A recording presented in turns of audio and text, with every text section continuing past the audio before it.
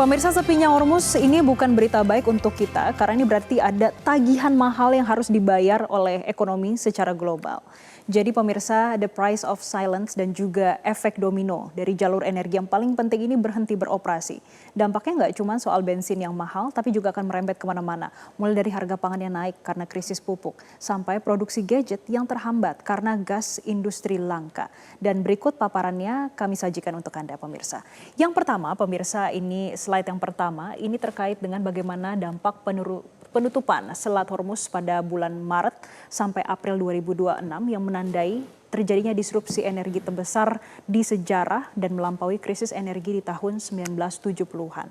Jadi sebagai titik sumbat atau choke point yang paling kritikal di dunia, Selat Hormuz, yang mana penghentian arus lalu lintas di selat ini secara instan menghilangkan seperempat pasokan minyak global dari pasar yang memicu kepanikan pada bursa komoditas internasional. Pemirsa, kalau kita melihat di slide ini, kita sama-sama lihat penyaluran minyak mentah ini sekitar 20 juta barrel per harinya atau sekitar 25% perdagangan minyak mentah dunia ini terhenti karena ditutupnya Selat Hormuz. Kemudian yang kedua terkait dengan pasokan LNG atau gas alam cair. Ini 20% pasokan global terutama dari Qatar dan Uni Emirat Arab. Ini terjebak atau berhenti di sana sehingga ini menyebabkan harga gas di Asia dan juga Eropa melonjak secara signifikan. Selain itu pemirsa, poin yang ketiga ini juga menjadi fokus dari global termasuk Indonesia terkait dengan lonjakan harga minyak mentah Brent. Yang mana kalau Anda ingat pemirsa, saat itu harga minyak mentah Brent sempat menyentuh level $120 per barrel. Ini merupakan rekor tertinggi dalam 4 tahun terakhir. Yang mana pemirsa, kalau kita melihat dari ketiga poin ini, destinasi utama 80-89 kargo energi yang melalui Selat Hormuz ini ditujukan untuk pasar Asia, terutama di China, India, Jepang, dan juga Korea Selatan. Dengan melihatnya ketergantungan negara-negara Asia terhadap jalur Selat Hormuz, ini membuat kawasan kita menjadi yang paling rentan. Dengan deklarasi force majeure dari produsen besar seperti Qatar Energy, ketahanan energi nasional di berbagai negara kini berada dalam status waspada tinggi karena cadangan minyak mentah strategis hanya mampu bertahan untuk beberapa bulan ke depan tanpa adanya jalur alternatif yang memadai pemirsa. Ini yang pertama terkait minyak dan juga LNG. Tapi tidak sampai sini saja pemirsa, karena masih ada turunannya atau ini yang menjadi efek rambatan dari ditutupnya Selat Hormuz.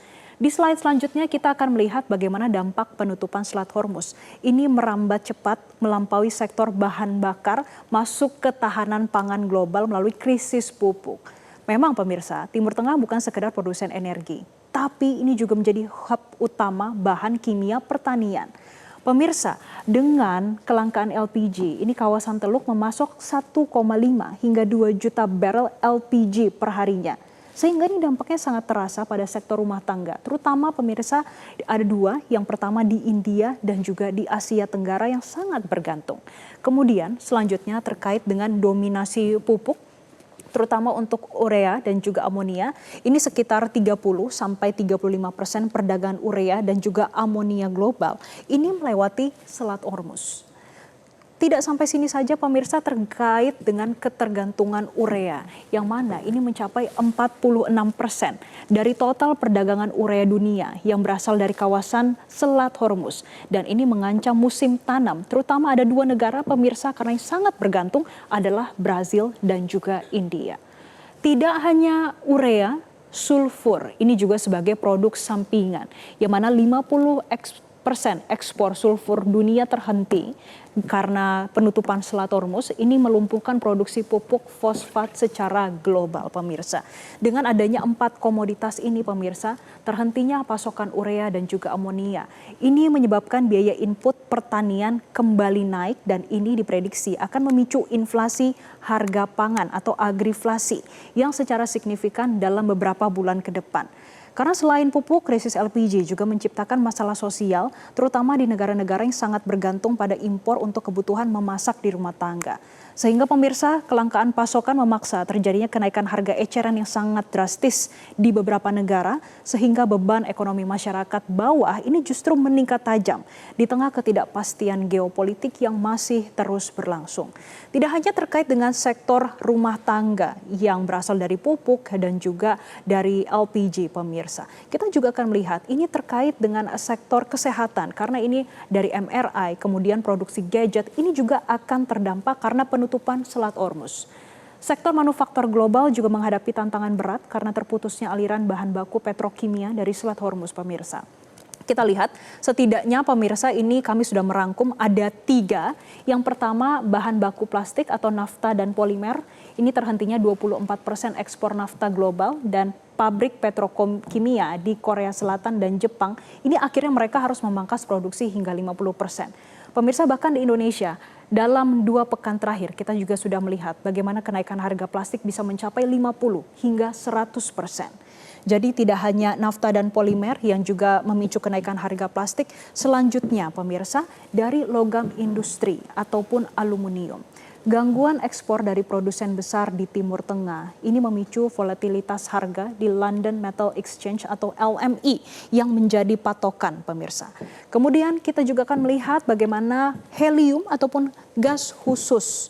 30% kapasitas produksi helium dunia ini berasal dari Qatar dan akhirnya harus terhenti sementara sehingga ini mengancam industri medis atau MRI dan juga manufaktur semikonduktor. Kalau kita melihat dari sini pemirsa, efek domino industri, kenaikan biaya produksi pada komponen otomotif, kemasan pangan, dan juga terjadi kenaikan pada perangkat elektronik. Jadi tidak hanya inflasi saja pada pangan, tapi juga melihat bagaimana ke depannya untuk harga komponen otomotif, kemasan pangan, dan juga perangkat elektronik ini akan naik secara signifikan. Pemirsa, memang nafta dan juga polimer yang menjadi tulang punggung industri plastik dan juga otomotif ini mengalami kelangkaan akut dan ini memaksa pusat-pusat industri di Asia Timur untuk mengurangi kapasitas operasional mereka secara drastis supaya efisien biayanya. Dan lebih jauh lagi pemirsa, gangguan pada pasokan helium global ini menyoroti betapa rapuhnya kalau rantai pasok teknologi kita ini. Dengan sepertiga pasokan helium dunia terjebak di balik blokade ataupun di Selat Hormuz, industri strategis seperti pembuatan chip semikonduktor dan peralatan medis yang canggih kini menghadapi resiko shutdown teknis yang pada akhirnya dapat memperlambat pertumbuhan ekonomi secara global secara keseluruhan di tahun 2026. Itu dia tadi pemirsa berbagai komoditas energi yang terdampak karena penutupan dari Selat Hormuz. Tidak hanya pada sektor bensin aja, pemirsa yang kita saat ini saksikan bersama di beberapa negara sudah mengalami kenaikan, tapi di dalam negeri kita sudah melihat harga kenaikan plastik dan ini juga akan berdampak pada pangan nantinya, terutama dari sisi pupuk yang ternyata juga terimbas. Dari sisi otomotif juga terimbas dan juga gadget, bahkan dari sisi semikonduktor ini juga terimbas dan kita akan lihat bagaimana kenaikannya pada beberapa bulan ke depan. Dan tentunya pemirsa Zona Bisnis masih akan kembali usai jeda, tetaplah bersama kami.